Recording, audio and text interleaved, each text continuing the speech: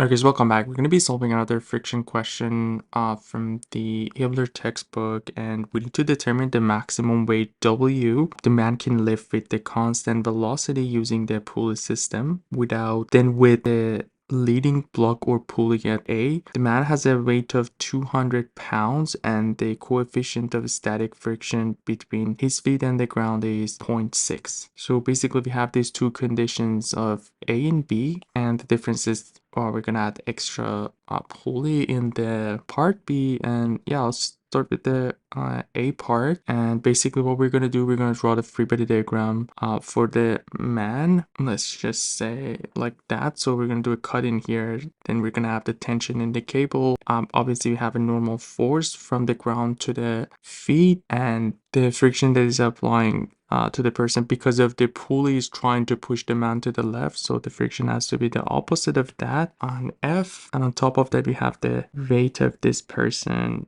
W. Let's just show the weight with 200 because we have W, which is the weight of this box here. So the weight of the man is 200. All right, now the problem is that we don't know what's the tension in the cable. And for finding the tension, what we're going to do, we're going to draw the free body diagram for this pulley C. And basically we have the weight that is attached to that. And there are three cables here. By the way, this cable basically we have one single cable that goes around these pulleys and it's going to get connected in here. So they're actually the same tension, and because it's a one single cable, so let's just call each of them T. And from here, because it's at the constant velocity, that means there is no acceleration. So sum of all forces in Y, if we call this direction our Y, is going to be mass times acceleration, but acceleration is 0, so this will be equal to 0, which means 3t minus W is equal to 0, or our W is basically, or our T is basically W over 3. So now we're going to use that information for the free body diagram of the person. So this was a separate step for us to just find the tension in the QR. Let's get back to the free body diagram of the person for the part A. So we are talking about this free body diagram. I'm trying to color code everything for the A part. So let's just do the A part in here. We have sum of all forces again in Y equals 0. Again, same X and Y. So let's be our Y. This is our X.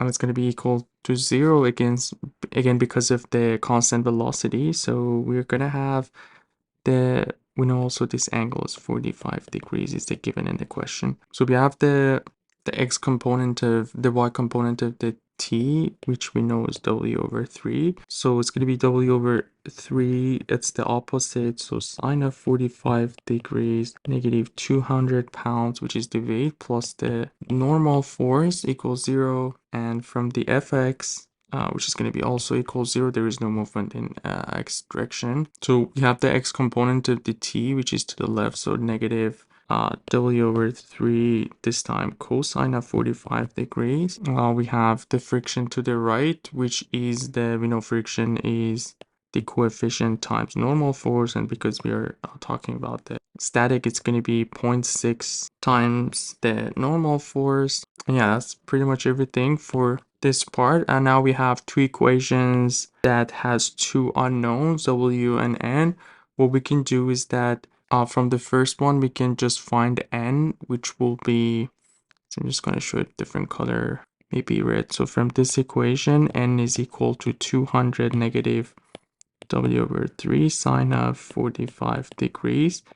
And all you need to do is just to plug in the second equation, and that's going to give you the weight that we are looking for, which is 318 pounds.